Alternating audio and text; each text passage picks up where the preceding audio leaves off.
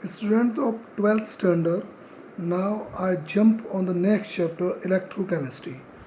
बेटा अब मैं जो तुम्हें इलेक्ट्रोकेमिस्ट्री पढ़ाने जा रहा हूँ, ये इलेक्ट्रोकेमिस्ट्री एक ऐसा चैप्टर है जिसमें हम लोग बहुत सारी डिवाइसेस जो कि इलेक्ट्रिसिटी प्रोड्यूस करते हैं केमिस्ट्री के थ्रू, यानी हम केमिकल को यूज करेंगे और इलेक्ट्रिसिटी प्रोड्यूस करेंगे।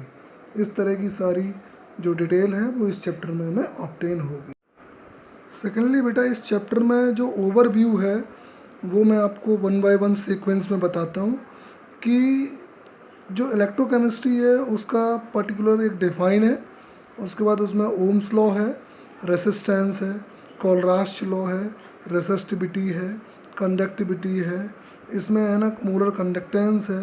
मोलर कंडक्टेंस के बाद इसमें हमें बहुत सारी केमिकल सीरीज़ बतानी है। उसके बाद इसमें conductivity, limiting molar conductivity, degree of dissociation, association, conductivity and so many else. So बेटा first topic is electrochemical cell, यानी कि मुझे इलेक्ट्रोकेमिस्ट्री में आपको सबसे पहला टॉपिक पढ़ाना है वो है इलेक्ट्रोकेमिकल सेल। इस इलेक्ट्रोकेमिकल सेल को अगर मैं डिफाइन करूँगा तो इसमें लिखा हुआ है a device that convert chemical energy into electrical energy, यानी कि एक ऐसा डिवाइस वो इलेक्ट्रोकेमिकल सीरीज यानी कि सेल कहलाएगा जो कि केमिकल एनर्जी को इलेक्ट्रिकल एनर्जी में कन्वर्ट करेगा, यानी कि हम केमिस्ट्री के थ्रू इलेक्ट्रिसिटी प्रोड्यूस करेंगे। ऐसी कोई डिवाइस उसे हम इलेक्ट्रोकेमिकल सेल कहते हैं। इस सेल में दो तरह के पार्ट हमें ऑब्टेन होंगे, एक एनोड और एक कैथोड। तो anode in electrochemical cell, the anode is the electrode at which oxidation take place, it is the negative terminal. ये एक नेगेटिव टर्मिनल होता है। उसके बाद आता है cathode in electrochemical cell, the cathode is the electrode at which reduction take place, यानी कि जो एनोड था उसमें ऑक्सीडेशन होता है और जो कैथोड है उसमें रिडक्शन होता है, it is the positive terminal.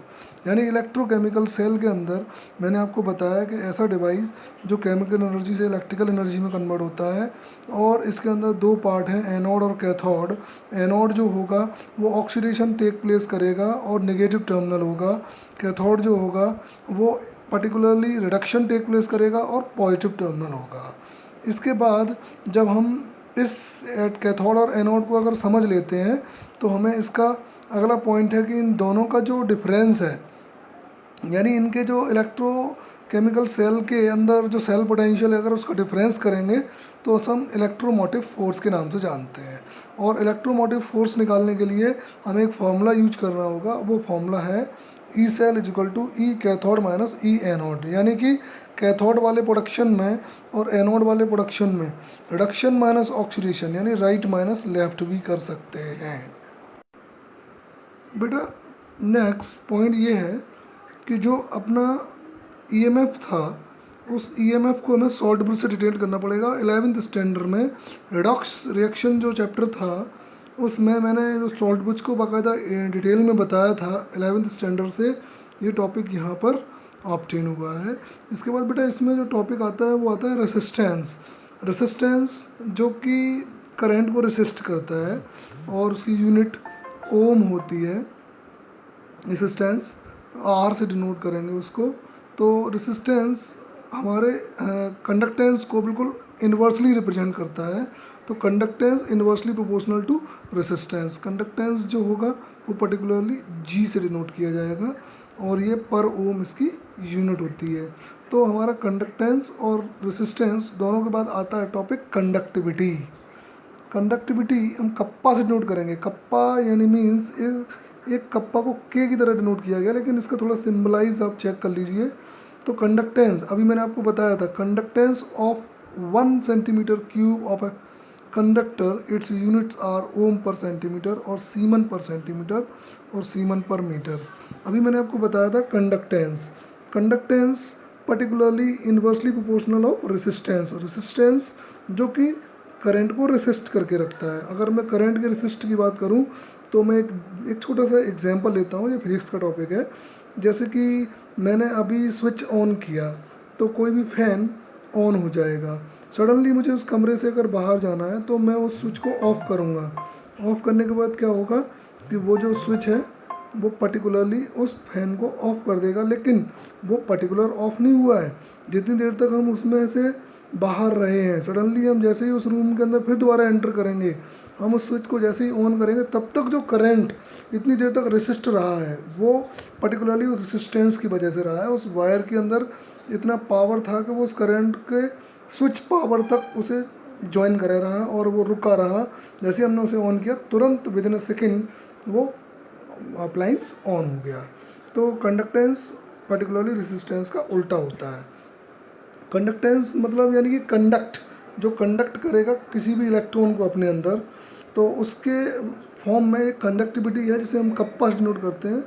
Kappa यानी कि conductance of 1 centimetre of a cube of a conductor, it has units are ohm per centimetre, यानी इसकी जो यूनिट है वो ओम पर सेंटीमीटर है, रेसिस्टेंस पर यूनिट लेंथ। ऐसे ही सीमन भी इसकी एक यूनिट है। तो कंडक्टिविटी, अब बात आती है जो कंडक्टिविटी है वो रेसिस्टिविटी की उल्टी होती है, यानी कि इन्वर्सली प्रोपोर्शनल टू रेसिस्टिविटी। अब रेसिस्टिविटी कैसे रिप्रेजेंट करेंगे? रेसिस्टिविटी 10th स्टैंडर्ड का टॉपिक है, इलेक्ट्रिसिटी नाम के चैप्टर फर्स्ट में बताया गया है कि जो रेसिस्टेंस होता है वो डायरेक्टली प्रोपोर्शनल टू लेंथ होता है, inversely proportional to area of cross section. अगर इन दोनों को हम कंबाइन करेंगे तो R is equal to L upon A. अगर प्रोपोर्शनल हटाएंगे तो रो से रिप्रेजेंट करते हैं हम लोग रेसिस्टिविटी को। तो resistivity inversely proportional to conductivity, यानी resistivity 1 upon conductivity, conductivity is equal to 1 upon resistivity.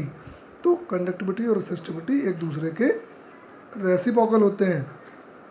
अब बात आती है कि कंडक्टिविटी के बाद हमें इक्विवेलेंट कंडक्टिविटी बतानी है। इक्विवेलेंट कंडक्टिविटी में क्या होता है कि जो कंडक्टेंस, अभी मैंने आपको बताया था अपर में, the conductance of a solution containing 1 gram equivalent of the electrolyte, यानी कि कंडक्टेंस ऑफ अ सॉल्यूशन, अगर किसी के सॉल्यूशन के अंदर जो कंडक्टेंस है वो कंटेन हुआ है 1 gram equivalent of the electrolyte placed between 2 parallel electrode 1 centimetre apart. यानी कि इक्विवेलेंट कंडक्टिविटी का जो सिंबल है वो इस तरह का है, आप देख लीजिए। इसका अगर हम फॉर्मूला रिप्रेजेंट करेंगे तो 1000 into kappa upon normal T. Kappa को हम यहाँ पर कंडक्टिविटी बोलेंगे और कंडक्टिविटी के लिए यूनिट यहाँ पर सेमन पर सेंटीमीटर लगाई गई है। और नॉर्मल टी, लास्ट टॉपिक में मैंने आपको नॉर्मल टी बताया था कि नॉर्मल टी में gram equivalent mass of solute upon volume of solution in litre, यानी कि ग्राम इक्विवेलेंट मास निकालना होता है इस नॉर्मल टी के लिए, बाकी का इक्विवेलेंट कंडक्टिविटी निकल जाएगी। अब आता है most important topic, molar conductivity. इस टॉपिक की डेफिनेशन बेटा हमें लर्न करनी होगी और इस टॉपिक को हमें एग्जाम में लिखना भी होगा, क्योंकि ये टॉपिक से एक न्यूमेरिकल भी आता है। अब बात आती है बच्चे कि इसकी पर्टिकुलर डिफाइन अगर करी जाए तो कंडक्टेंस ऑफ ए सोल्यूशन, अगर किसी भी सोल्यूशन के अंदर अगर करंट है कंटेनिंग, वो किस वजह से कंटेन हुआ है, 1 mole of electrolyte placed between the 2 parallel electrode 1 centimetre apart. यानी कि यहाँ पर जो ऊपर था इक्विवेलेंट कंडक्टिविटी, उसमें 1 ग्राम इक्विवेलेंट था और यहाँ पे 1 मोल ऑफ इलेक्ट्रोलाइट है। जब मोल है तो मोलर कंडक्टिविटी है, इक्विवेलेंट है तो ग्राम इक्विवेलेंट है। इन दोनों का ये डिफरेंस है, यहाँ ग्राम इक्विवेलेंट चाहिए, यहाँ पे 1 मोल ऑफ इलेक्ट्रोलाइट चाहिए, यहाँ 1 gram equivalent of the electrolyte चाहिए।